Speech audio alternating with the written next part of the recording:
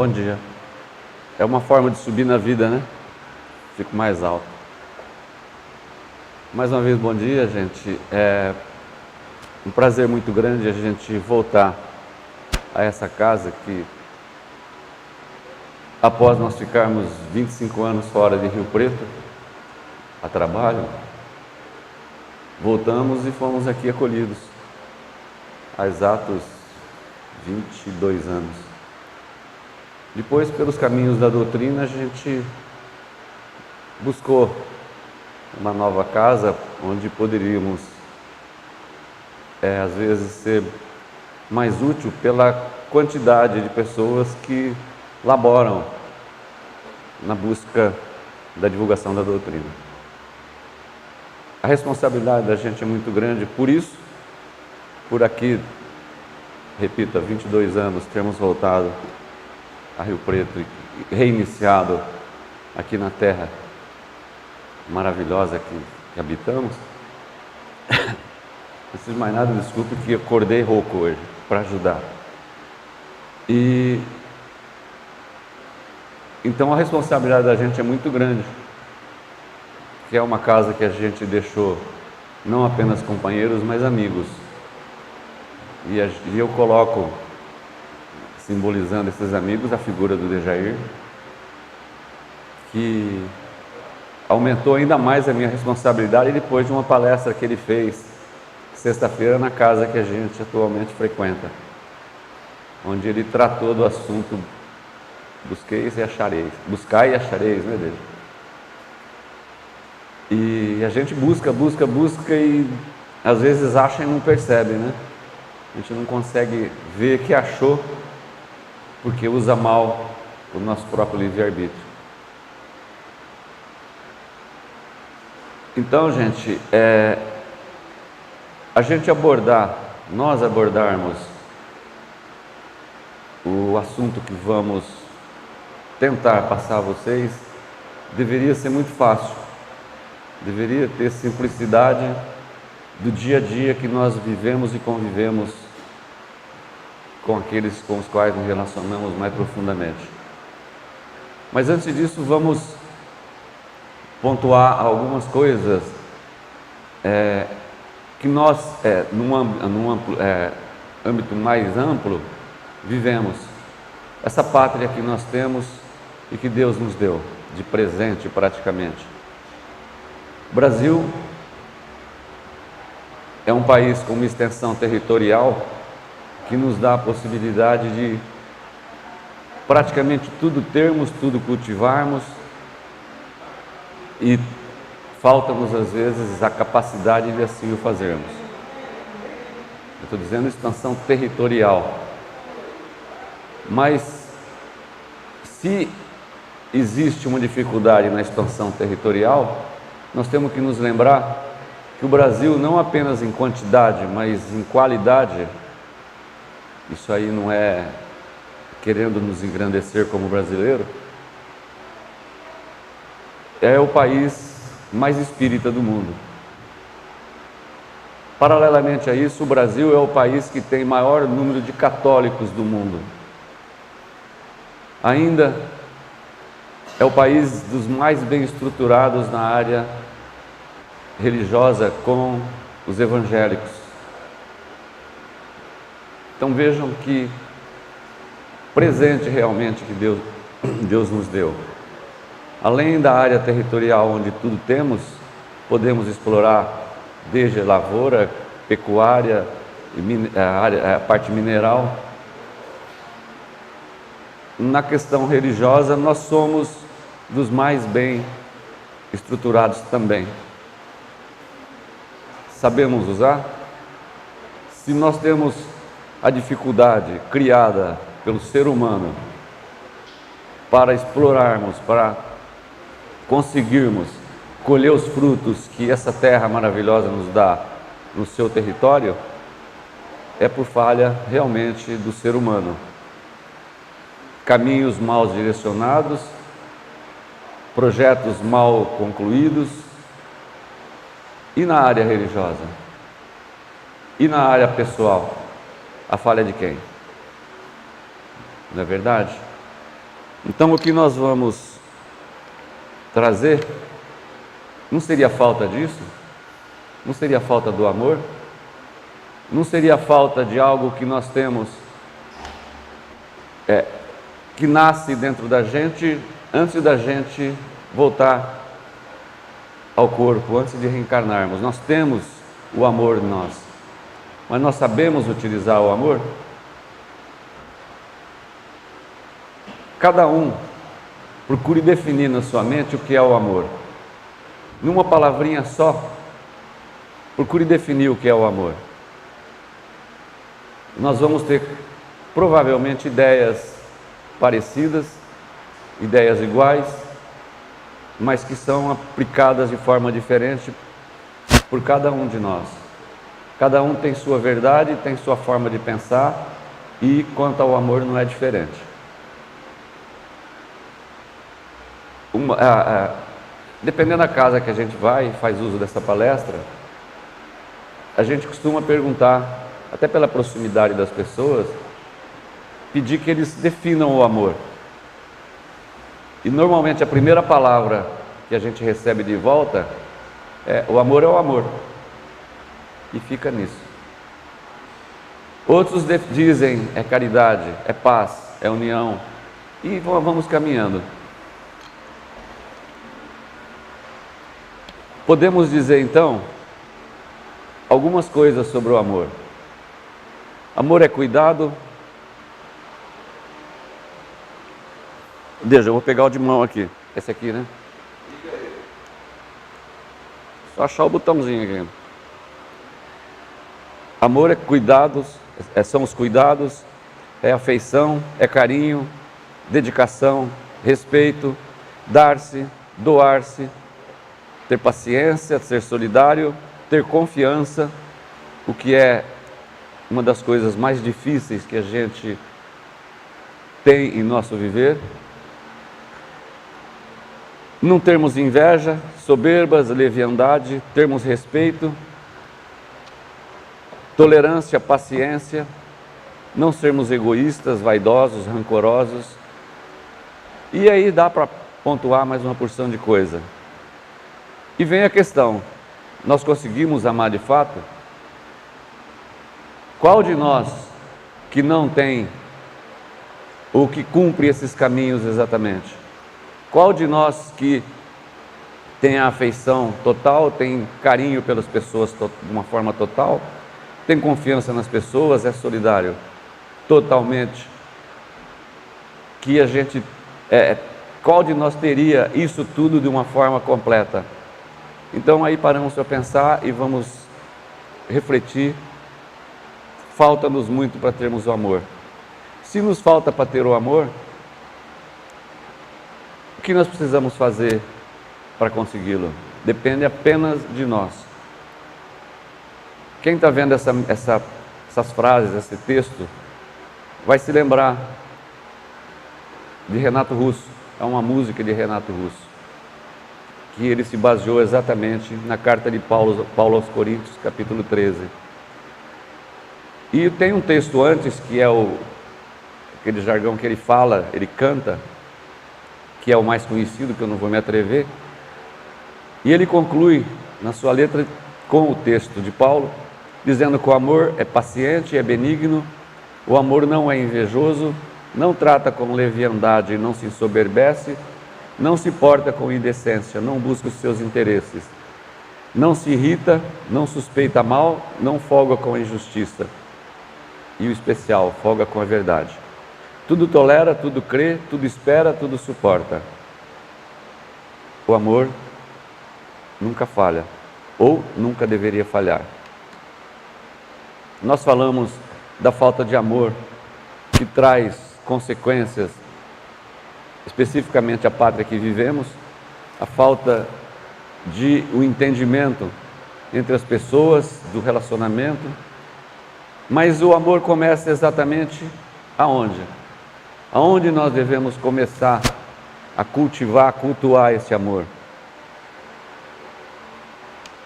Amar a Deus sobre todas as coisas e ao próximo como a si mesmo. É uma frase que eu creio que boa parte daqueles que fazem uso da palavra aqui mencionam. E eu não vou fazer diferente. Só que eu gostaria da gente interpretar da seguinte forma: amar a Deus sobre todas as coisas e ao próximo como a si mesmo. Aonde começa o amor? Se nós não temos o amor a nós mesmos, como é que eu vou ter o amor ao próximo? E não são palavras minhas, são daquele que nos deixou o direcionamento através do seu Evangelho. Então o amor, na verdade, o caminho que ele percorre inicialmente é em nós mesmos.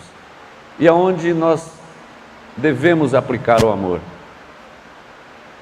O livro Mecanismos da Mediunidade faz uma definição do local onde a gente deve aplicar o amor, onde a gente precisa fazer uso desse amor que não brotou só agora, nós trazemos de encarnações passadas. É o centro de indução de nossas vidas. É até meio difícil da gente entender. Trocando, como diríamos, em miúdos, né? É a forma de acharmos os caminhos para a condução de nossas vidas. É onde nós semeamos aquele amor que nós mencionamos, temos de aplicar aquele amor, semear até nós semeamos, mas nós aplicamos por inteiro. São perguntas, são questões para cada um de nós refletirmos e nos respondermos.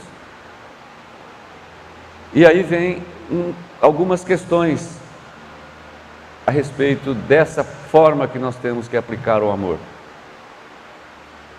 Exatamente dentro da família que vivemos, família que, via de regra, nós escolhemos.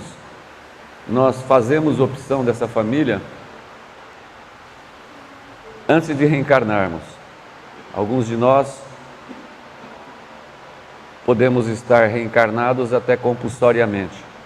Não temos, podemos não ter tido a opção da escolha da família. Justiça divina. E por que eu estou na família que vivo? Por que eu vivo com a minha esposa, com meus 3 filhos, com a faixa de relacionamento familiar? Somos 8 irmãos, éramos, hoje somos 7 vivos, encarnados. Por que eu vivo nessa família? Por que eu tenho meu pai e minha mãe? Porque eles semearam em mim a cultura, eles semearam em mim a educação, em continuidade ao que eu já trouxe de encarnações passadas. Família é uma bênção, mas nós podemos utilizar essa bênção, às vezes de forma indevida. E é aquela figurazinha do pau de macarrão, da frigideira na mão. Aí nós podíamos dizer que o amor é lindo? Será que numa situação dessa, poderíamos dizer? Poderíamos. Só que está mal aplicado. É dito que o amor é vizinho do ódio. E aqui representaria, às vezes, quem sabe, um início desse ódio. Mas será que o ódio existe? Ou o ódio é apenas a falta do amor? Seria mais real que nós pensássemos assim, que o ódio é exatamente a falta do amor. Da mesma forma que a escuridão também não existe. A escuridão é a falta da luz. A luz que falta muitas vezes na gente para que não tenhamos o tal do ódio. Em compensação, vejam a outra figura. Ela espelha exatamente, pelo menos, os caminhos para que a gente tenha o amor. A proximidade, o sorriso e aquele coraçãozinho simbolizando o sentimento maior que é o amor. Mas se nós estamos na família que vivemos, nós temos, vamos dizer, 3 opções: a aprovação, a expiação ou a missão. A aprovação é o nosso dia a dia. Nós vivemos provando as pessoas e sendo provado pelas pessoas e pelos fatos. A expiação são situações que nós trazemos para nos redimirmos, para nos renovarmos através dificuldades, para sermos mais diretos e resumir, digamos que fisicamente. Uma deficiência, uma anomalia física, seriam expiações. E as missões, todos nós temos. Se nós constituímos família, a maior missão que nós temos na nossa reencarnação é encaminhar bem essa família. É darmos a essa família não apenas uma educação, nós darmos um berço religioso, nós direcionarmos aqueles caminhos que às vezes nós achamos que não tivemos, mas se pararmos para pensar na limitação que a época trazia àqueles que nos educaram, eu coloco a ideia como do meu tempo, do que eu vivi, a gente vai perceber, nós vamos perceber que eles fizeram o possível. Eu diria mais do que o possível, porque as dificuldades eram outras. Hoje, nós temos, eu com a esposa, com a Neide, temos 45 anos de casado. Nós temos 3 filhos. Para hoje, vocês acham que é muito ou pouco? Quais casais que têm 3 filhos? Muito pouco, não é? Compensação, antes eram 8, 9, minha avó teve 18 filhos. Então vejam a proporção dos problemas que existiam para essa nossa educação e para a nossa educação religiosa. Meu pai nunca teve um carro. Ele tinha, digamos, no dia de hoje, a possibilidade de ter o carro, mas ele nunca teve. Por quê? Tinha 8 filhos para educar, para estudar, para direcionar. Hoje, casal com 1 filho, 2 filhos, passa a mesma dificuldade. Então vejam na proporção, como ideia, do que é a mudança do mundo, do caminho que a evolução traz. É um filtro necessário, mas que a fila de reencarnação é muito grande. Então, as missões são cada vez maiores, na condução, no direcionamento, porque as dificuldades que o mundo mostra, apresenta a cada um de nós, também são maiores. Outra questão que a gente para e pensa no nosso dia a dia, aí sim, já com o pensamento da nossa doutrina maravilhosa.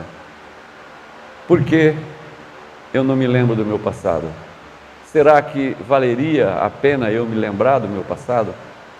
A convivência que eu tenho na minha família, com os meus relacionamentos, com até os meus desafetos, como é que seria se eu me lembrasse do passado? Se eu tivesse a lembrança de que eu causei mal a alguém com o qual eu relaciono muito, eu com a consciência hoje que tenho da doutrina, provavelmente eu ia tentar me redimir. Mas vivemos num mundo de provas e expiações. Livre-arbítrio. Será que eu conseguiria? E se fosse o contrário? Se eu tivesse, me lembrasse que eu tive um péssimo relacionamento com determinada pessoa, tive desavenças sérias, fui prejudicado de uma forma muito grande por essa pessoa em encarnação passada. Como é que eu agiria? Como é que eu usaria o meu livre-arbítrio? Será que eu não tentaria, apesar da cultura que a gente tem hoje dentro da doutrina, será que eu não tentaria de alguma forma devolver, fazer com que ela sofresse o que eu sofri? Teoricamente, eu não poderia fazer isso. Será que eu não faria? Livro dos Espíritos, questão 392, nos apresenta uma pergunta de Kardec: por que perde o espírito encarnado a lembrança do seu passado? Não pode o homem nem deve saber tudo. Deus assim o quer em sua sabedoria. Sem o véu que lhe oculta, ficaria deslumbrado, como aquele que passa sem transição da obscuridade à luz, pelo esquecimento do passado. Ele é ele mesmo. Ele é ele mesmo. Eu sou eu mesmo. Nós temos marcado em nosso perispírito o que somos, o que fomos, o que fazemos, nós marcamos o nosso perispírito. E o nosso perispírito é único. O corpo, ao instante que desencarnamos, ele, digamos, desaparece às nossas vistas. O perispírito se mantém, o nosso espírito é eterno. O perispírito meu é o perispírito meu. A minha individualidade ninguém tira. Na convivência de minha família, eu preciso, dizendo dos meus filhos, pelo menos buscar, direcioná-los aos caminhos que a minha verdade diz serem corretos. Mas eu não vou tirar nunca a possibilidade deles terem a verdade deles. Eles terem as marcas dos perispíritos deles. Eles terem os reencontros deles. Eu não vou direcionar, não posso direcionar meus filhos, case com fulano, case com cicrano. A opção é deles, a individualidade é deles. Da mesma forma, eu posso tentar ajudar numa profissão, mas eu não posso impor, seja isso, seja aquilo. A individualidade é deles. E assim a gente vê implementado em nosso dia a dia a justiça divina, que a gente consegue trazer a nossa convivência, ao nosso dia a dia, em nosso lar, com uma expressãozinha muito usada, né? A questão da alma gêmea, que se buscarmos vamos achar N de interpretações. Será que ela existe? Será que ela não existe? Vamos pensar que essa alma gêmea está embutida dentro do que nós chamamos de laços de família. Evangelho segundo o Espiritismo, capítulo 4, os laços de família são fortalecidos pela reencarnação e rompidos pela unicidade da existência. Vocês me desculpem, gente, às vezes a garganta está segurando. Se não fosse a reencarnação, como é que seria a sequência desse laço de família? Como é que nós conseguiríamos uma evolução maior, nossa e daqueles com os quais convivemos? A reencarnação fortalece, e não apenas fortalece, ela direciona e nos dá a possibilidade de nos mostrarmos, em especial, a caridade começa em nós mesmos, o caminho que nós temos que seguir. Se nós falamos em laço de família, vejam que colocação bem feita por Joana de Ângeles através de Valdo Franco no livro SOS Família. Porque nós temos que parar e pensar. Eu tenho a minha individualidade espiritual. Eu sou eu. Mas eu tenho o relacionamento diversos, especialmente o familiar. E Joana de Ângeles coloca que as heranças e parecenças físicas são decorrências dos gametas física. No entanto, o caráter, a inteligência e o sentimento procedem do espírito e se corporifica pela reencarnação, sem maior dependência dos vínculos genéticos com os progenitores. Nós podemos tentar direcionar, nós podemos buscar levar algo que na nossa verdade é bom, é melhor. Mas repito, cada um é cada um. Parecença física, ótimo, existe. Se pegar meus irmãos no telefone, pelo menos nós somos 5 homens na família, de filhos. Se pegar 3 de nós, não sabe com quem está falando. Parecença física. Se pegarmos alguém que não nos conhece, acontece muito comigo, porque eu fiquei muito tempo fora e o relacionamento de meus irmãos é maior do que o meu a nível local, principalmente com os mais vividos, para não falar mais idosos. E muitos deles chegam para mim e dizem: você é irmão de fulano? Por quê? Não, é a cara, parecença física. Mas E o nosso íntimo? Nós somos iguais em algumas coisas, podemos ser parecidos em muitas coisas, mas os caminhos nossos não são iguais. A forma de agirmos, nós nos influenciamos, mas nós não definimos o que o outro, um ou outro vai ser. E assim é na família mais próxima, que é aquela que nós temos no nosso lar. Lar que se constitui não apenas por uma casa e pessoas dentro, mas pela implementação, pela implantação, pela exigência que esse relacionamento nos traz, que haja o amor, que haja o bom senso, que haja a religião, especificamente, que levaria a tudo isso. Então, quais seriam os laços reais de família? O espiritual e o corporal.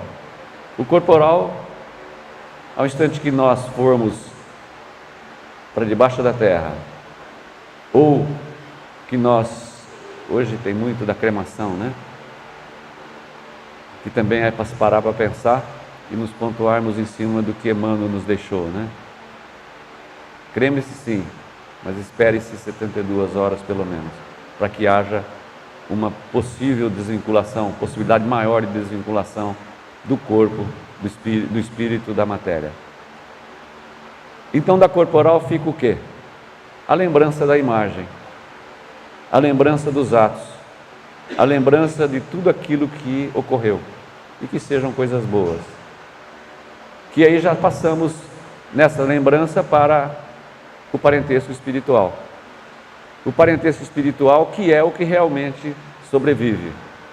Nós trazemos essa semente dentro de nós com a nossa reencarnação e vamos levar muitas outras sementes por causa dessa sobrevivência do espírito, essa vida, não sobrevivência apenas, a vida do espírito que é eterno, repito.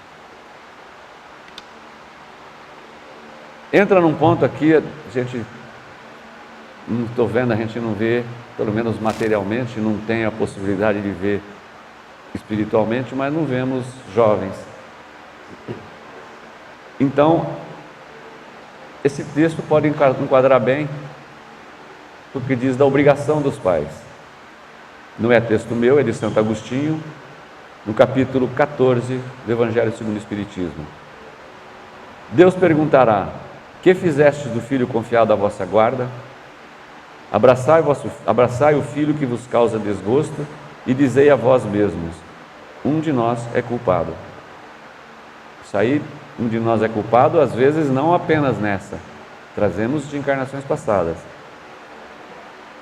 Ele menciona os fracassos, não são por falta de condições, mas por falta de vontade. É a estes que estão reservados os choros e os gemidos em suas existências posteriores. Nós vamos reencarnar um dia, se não cumprirmos os caminhos que temos que cumprir. Ninguém reencarna para ser mal, para ser ruim. Ninguém reencarna para ser bandido. Ninguém reencarna para ser um mau pai, uma má mãe ou um mau filho.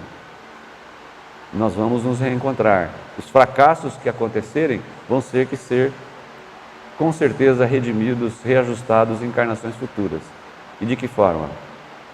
Que não seja de expiação, né?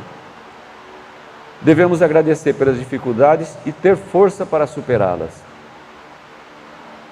Eu me reporto à palestra do Dejair sexta-feira. Muito bem colocado, e é uma coisa que nós familiarmente buscamos e apregoamos aos nossos filhos desde o sempre.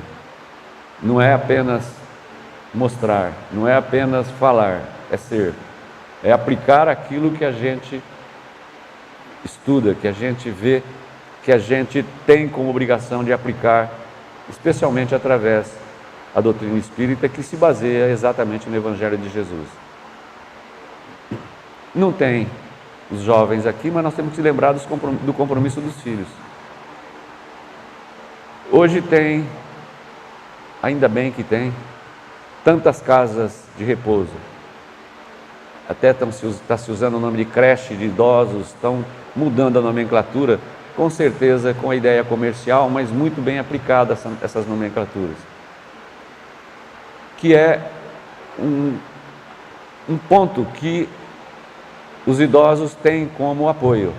Muitos, e a gente tem exemplos, que optam por isso. Eu não quero dar trabalho para meus filhos. Optam por serem, entre aspas, internados nessas casas.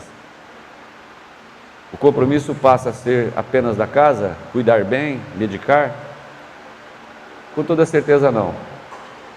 Mas ocorre, infelizmente, ocorre demais de serem colocados nessas casas e esquecidos. Perto da nossa morada nós temos três casas de acolhimento de idosos. A gente às vezes vê e elas estão sempre lotadas. Às vezes a gente vê 2 ou 3 veículos parados aos domingos na frente das casas. Isso quer dizer o quê? Vamos refletir, né? É o abandono. A obrigação dos filhos é tão grande quanto a obrigação dos pais.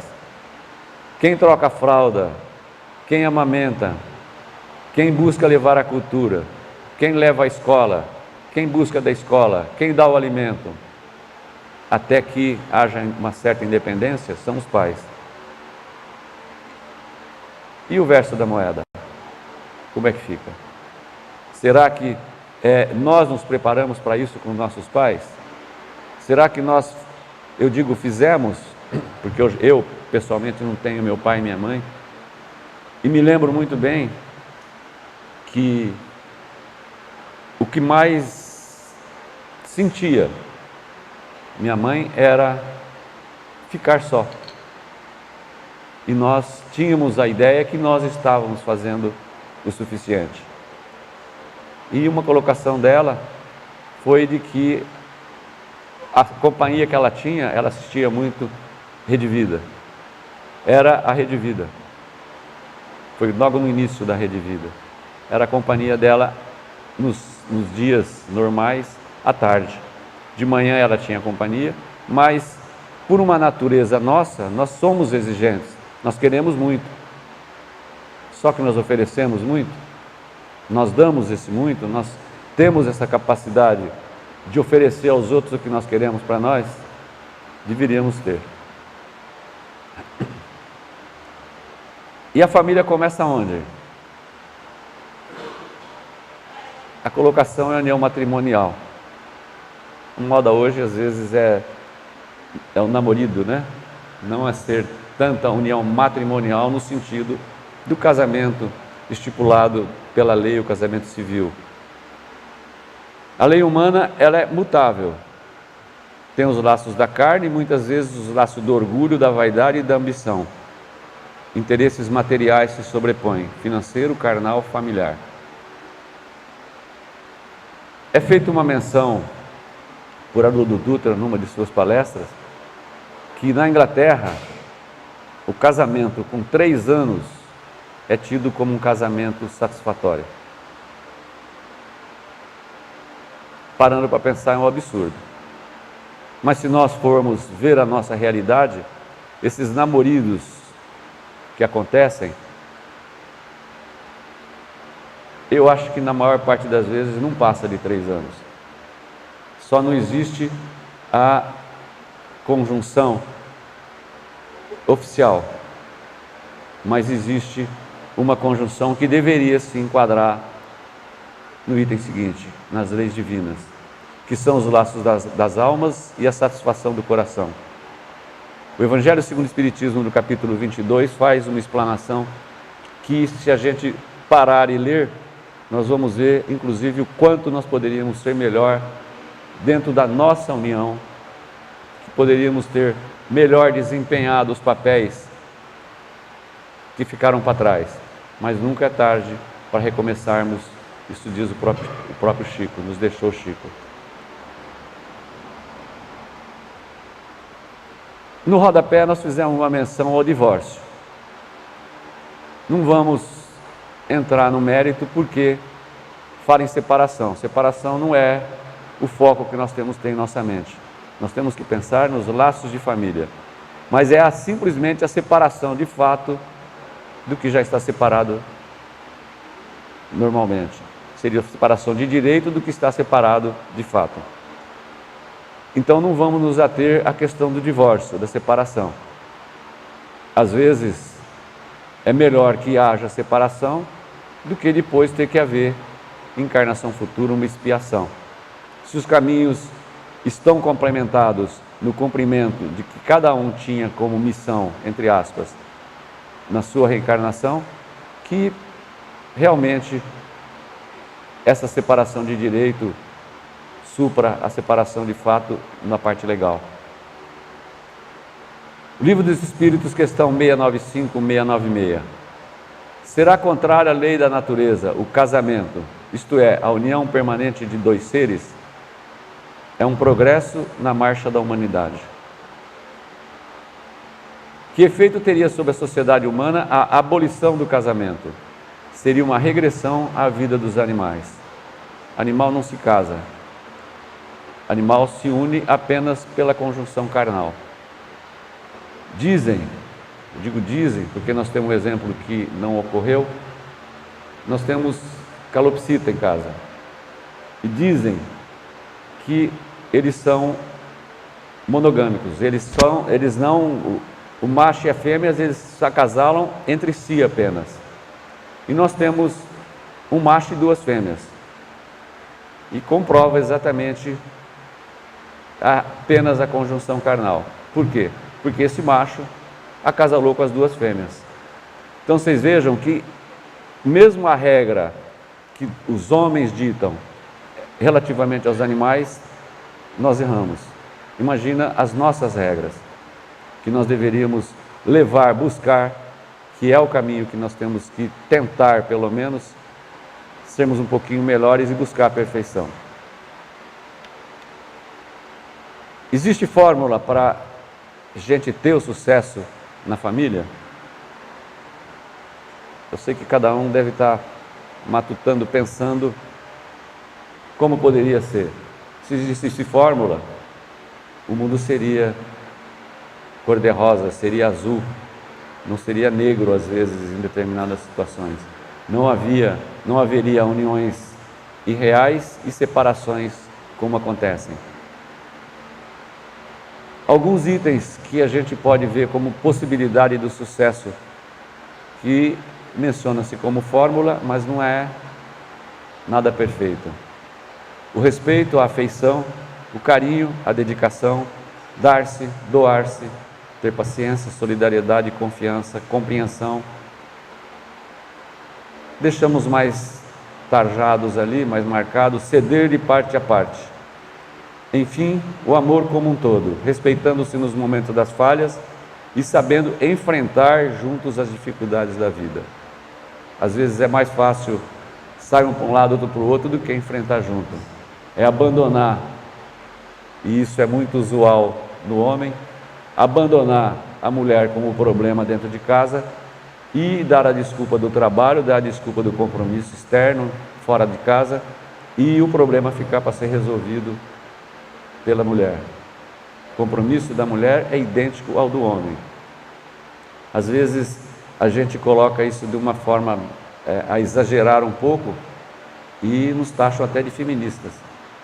Mas não é ser feminista não, é ser realista. Porque eu como homem sei o quanto devemos à mulher, não apenas a mãe que nos gerou, aquela com a qual convivemos, e as falhas que nós cometemos e poderíamos não cometer. Chico disse, amanhã nós temos que estar melhor do que hoje. Então, se não dá para essa, vamos nos preparar para estar melhor para a próxima encarnação. Por que tarjamos ceder de parte a parte? Opinião pessoal. Casal que não cede, marido não cede, mulher não cede, não tem boa tendência final. Por quê? Porque eu nasci de um berço, minha esposa nasceu em outro berço, ela com mais 8 irmãos, 9 filhos. Qual a atenção que os pais poderiam dar? Onde ela foi criada? Eu com 7 irmãos, 8 filhos, minha mãe e meu pai. Onde nós fomos criados? Nós fomos criados, posso basear no nosso caso, totalmente diferente. Ela foi criada na roça, no sítio, e eu fui criado na cidade. Vejam a diferença. Ela num lar evangélico e eu num lar católico. Vejam a diferença. Tem que ceder ou não tem que ceder? Falando apenas nessas duas situações. Se não ceder, vai um para um lado e o outro para o outro. No mínimo nas ideias. E aonde vão os filhos? Como é que ficam os caminhos desses filhos? Se a gente consegue ceder, se a gente consegue caminhar para que tenhamos sucesso nessa qualidade, que digo qualidade porque realmente o é, de cedermos, nós vamos formar uma nova ideia. Duas ideias formam uma. E vai ser, com toda certeza, uma ideia melhor. Por quê? Porque se nós conseguirmos pegar a parte boa de cada um, se nós cedermos nas nossas partes ruins, vai dar, com toda certeza, algo de bem melhor. Vocês vejam bem algumas figuras, algumas imagens, que com certeza vocês também já viram pela internet, que hoje é um caminho que todos praticamente temos. Vejam essa família. Estão na refeição, unidos, mãe, pai, filhos. É uma coisa legal. É uma coisa que nós precisaríamos pensar e relembrar. Conversando com um companheiro outro dia, ele mencionou assim: puxa vida, eu saí para o trabalho hoje 7 horas da manhã, não consegui ligar para casa, não avisei que não ia almoçar, saiu da casa dele, do trabalho, tinha um compromisso de trabalho, posteriormente foi para um outro compromisso religioso, e comentou com a gente: eu não sei o que eu vou fazer para chegar em casa agora. É uma dissociação. O trabalho está levando a isso. Outra situação, isso já dentro da nossa família, uma criança, um nenê, praticamente 10 meses, levado à creche, porque o pai trabalha e a mãe trabalha.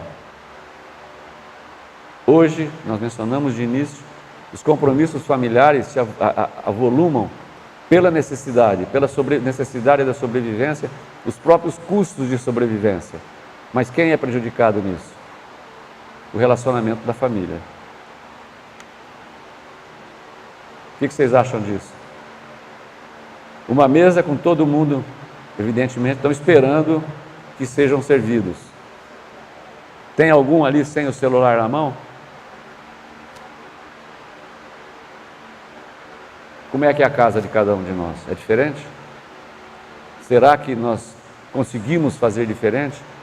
Final do ano nós reunimos em casa, nós temos 5 netos, reunimos 5 netos, os filhos todos, mais 2 agregados que vêm com os netos. Era mais ou menos isso, gente. Era difícil para a gente conseguir desvincular essa modernidade da meninada. Por quê? Limite. Existe um ditado que diz: o pai foi feito para educar, os pais para educar, os avós para bagunçar tudo, né? Os avós para dar os maus vícios.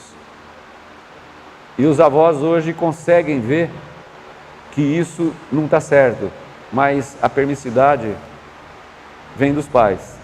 Os pais permitem, por quê? O amigo faz, não sei quem tem, e assim caminha. É errado? Com certeza não, desde que estabeleça limites. Vejam esse daí. Tem o pai e tem a mãe junto. Em casa, em julho, esse grupo de crianças e os nossos filhos se agruparam em casa em julho. Dava 11 horas da noite, passava uma sacolinha, essas de mercado, celular aqui dentro. Era uma chiadeira, todo mundo bravo, a meninada brava. E meu pai e minha mãe não vão pôr? Vão. Todos os celulares ali dentro, amarravam e levavam para o nosso quarto. E lá ficava. Isso em julho. Em dezembro, vocês não imaginem a guerra que foi para não conseguirmos pegar os celulares. Por quê? Antes eles tinham 14 anos, hoje eles têm 15, eles são maduros na cabeça deles. Muito difícil. Conseguimos algumas regras, mas não conseguimos tirar da mão deles. Então vocês vejam a dificuldade que existe. Você consegue, se não no todo, mas pelo menos em parte, instituir caminhos. E nós não somos os pais. Porque os pais, não vou dizer que lavam as mãos, mas os pais entram. O livro Lázaro Redivivo, se eu não me engano, a lição 15, faz uma menção, sugiro que os pais leiam, a respeito exatamente disso. Não, eu não vou fazer isso contra meu filho. Deixa meu filho fazer. Aí o filho quer determinada coisa, não pode. Ah, pai, tá. Não, então faça, só dessa vez. Leiam, se eu não me engano, é o capítulo 15 do Lázaro Redivivo. Vale a pena para aqueles que têm em casa, não apenas como pai, mãe, avô, jovens dentro de casa. Porque é a realidade, infelizmente. A liberdade é excessiva. Olha que coisa mais linda. Os bebezinhos lá. Você pega hoje, em qualquer lugar, uma criança desse porte e está com o dedinho passando, né? É a coisa mais bonitinha. E o amanhã?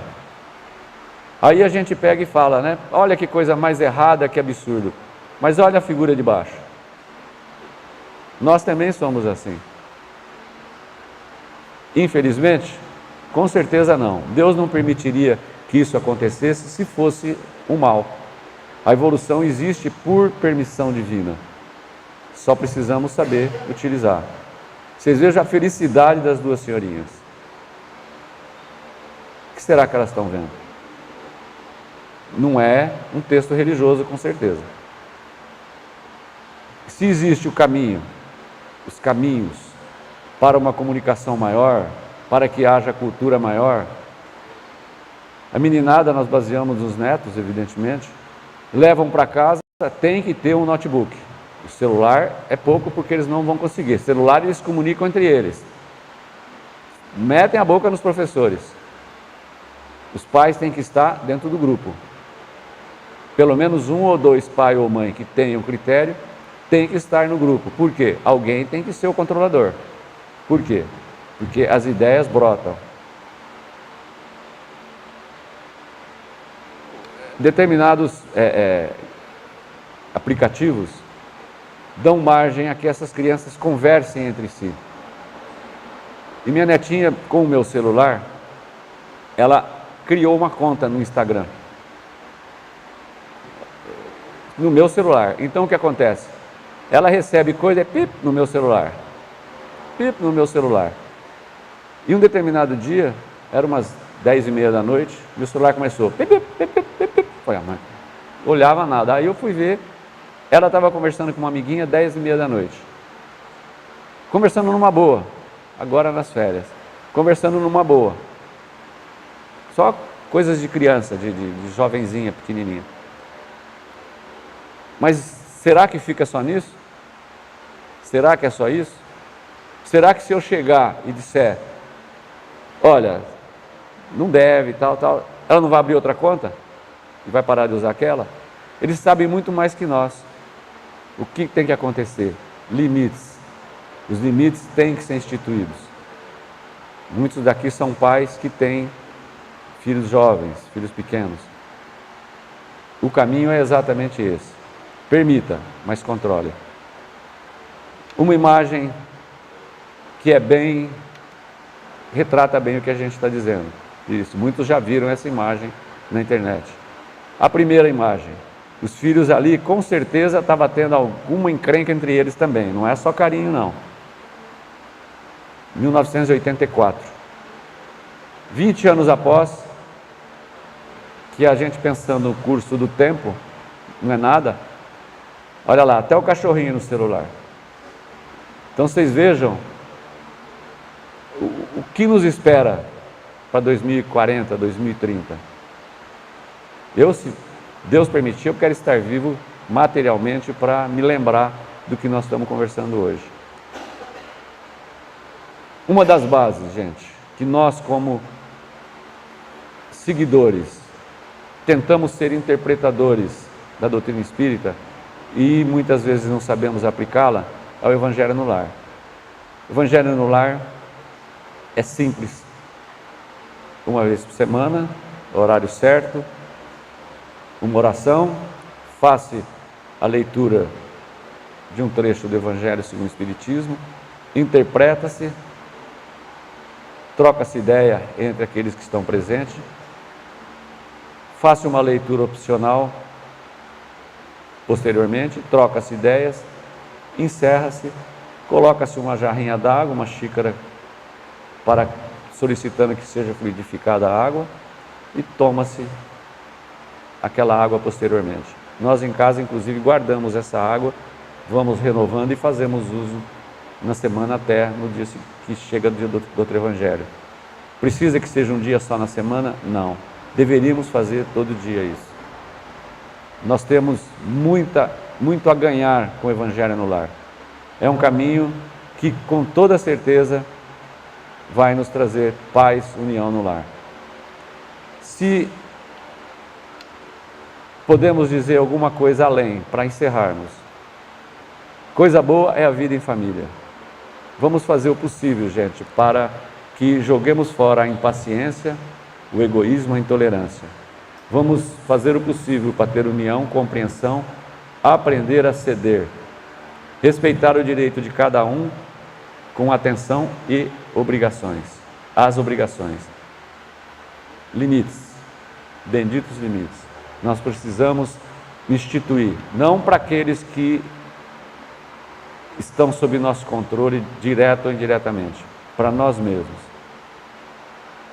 Aí nós vamos parar e pensar e concluir. É muito difícil, mas nós temos que ter limites.